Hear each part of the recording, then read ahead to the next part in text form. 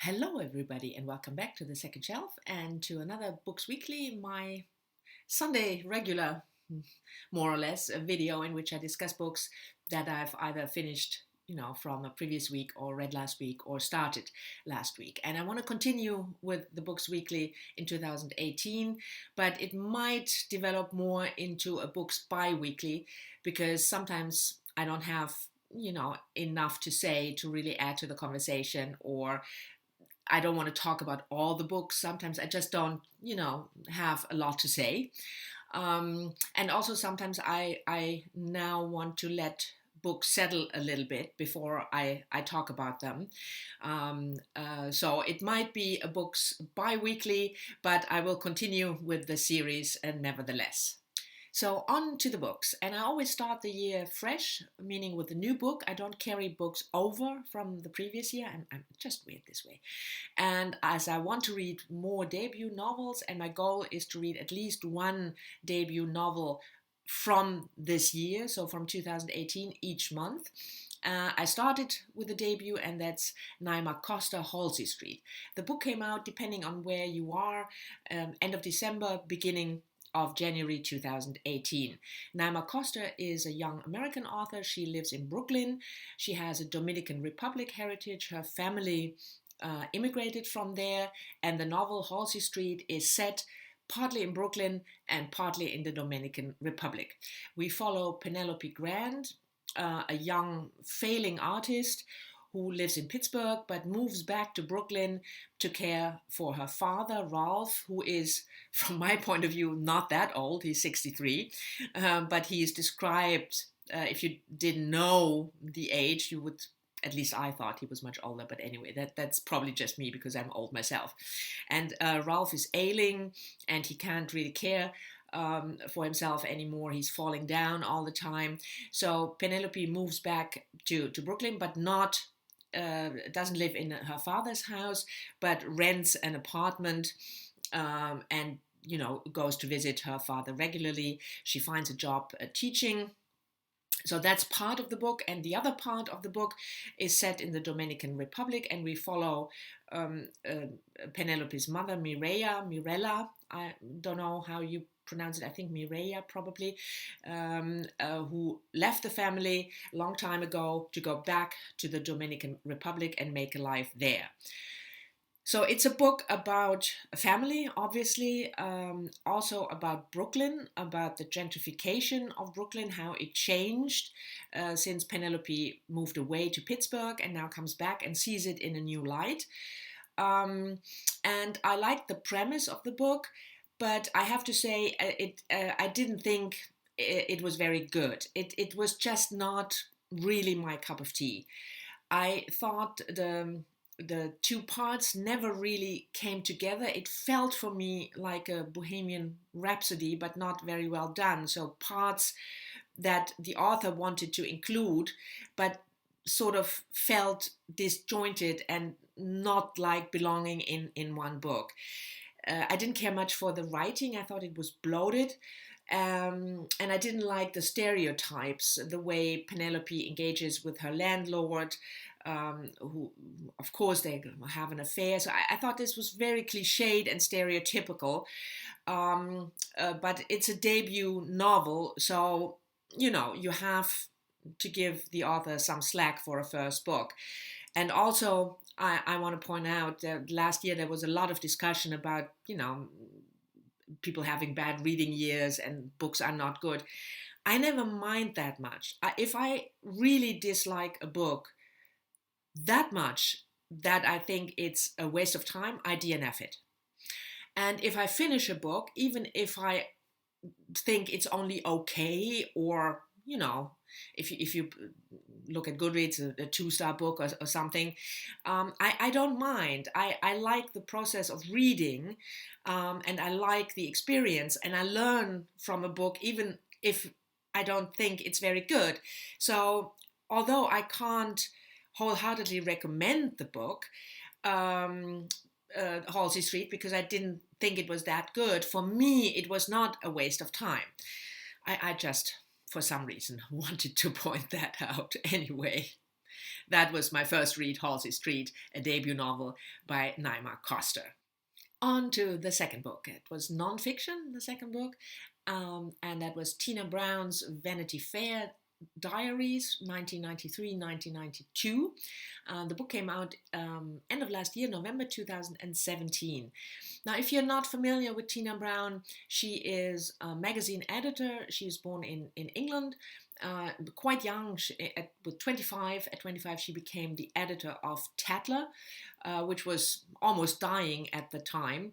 And she turned it around within a couple of years into a really successful society glossy. She also wrote pieces for magazines and newspapers in England. And then she was asked to take over Vanity Fairs in the US in 1983. So she just turned 30 that year, so she was still very young. She was the first woman to be editor-in-chief of Vanity Fair, and the book is just what it says. It's her diaries, of course, edited and abridged, which she kept during those 8 years that she ran Vanity Fair. Now, I love Vanity Fair. I've been reading it for forever, I think. So I was interested anyway. And I really like the book. Let me say that up front. There is a lot of name dropping. And if you're not familiar with the scene, the magazine scene in the 1980s, there might be a lot of names you don't know. But that's really not that important, I felt. I mean, I looked up a couple of names that I thought, oh, well, I want to know who that is. But I would have enjoyed the book anyway, because mostly it's, at least I really learned something about the magazine world, about the corporate world, because Vanity Fair is owned by Condé Nast, a really big, publishing conglomerate, and about the 80s. Sorry, it's a really good picture of the 80s. And what I find especially interesting is not only do you learn something about, famous covers. You might know the naked, pregnant Demi Moore cover that Vanity Fair was famous for, or the presidential couple Ronald and Nancy Reagan dancing. But you also Trump is making an appearance more than once, and I find it really interesting to read something about that time, the 80s, and not looking back, because it's diaries. So she wrote things down as they happened. So I found it a very interesting and engaging read, and I think Tina Brown is a very interesting woman. She, after Vanity Fair, she became editor-in-chief of the New Yorker, then went on to do Talks, a new magazine which didn't really take off, and then she founded the Daily Beast, which is a news site still existing, and now she heads Women in the World, a summit that is held every year to bring together, women of the world.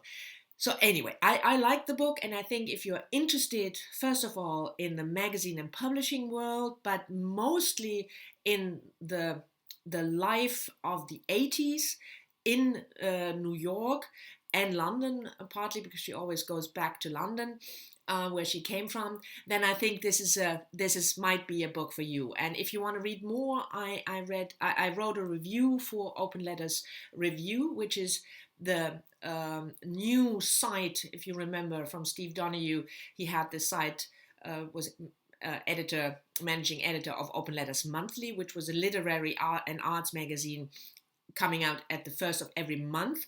And now he transformed this into Open Letters Review, which is not a monthly or anything anymore, but there will be just, reviews of books and art and book news and stuff every day. So check out the site. It's really great.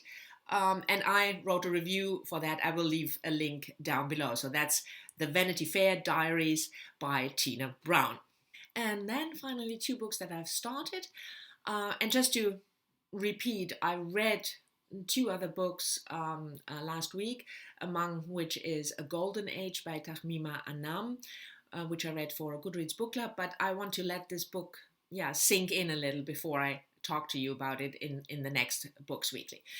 Anyway, the books that I've started this week, there are two, and the first is Nothing Holds Back the Night by Delphine de Vigan, translated from the French by George Miller. This book came out in France in 2011 and in the translation in 2014. I talked about this book at length in my haul video, quote unquote, first new arrivals, so you can check that out. It's Delphine de Vigan's partly fictionalized account of the life of her mother, Lucille. I'm about halfway through and I really like it, so I think I will finish it probably this weekend or the beginning of next week. And the other book I've started is a reread for me, and that is Hilary Mantel's Wolf Hall, which was published in 2009, and she won her first Booker with this book. It's a historical novel, quite a brick thing, about Thomas Cromwell and the England of Henry VIII. So set in the 16th century, starting with around 1550, 1560. I read this for also a Goodreads book club, the Man Bookering book club, in which we read the backlist, all the winners, in between the shortlist of the New Man Booker and the Man Booker International. I'm not that far, so it will probably take me a while to get through it, but I will report back once I finished the book. So this was it for the first Books Weekly of the new year of 2018. Thank you very much for watching. I hope you've enjoyed it. I'm looking forward to talking to you down in the comments as always, and I will see you all soon in my next video. Bye bye.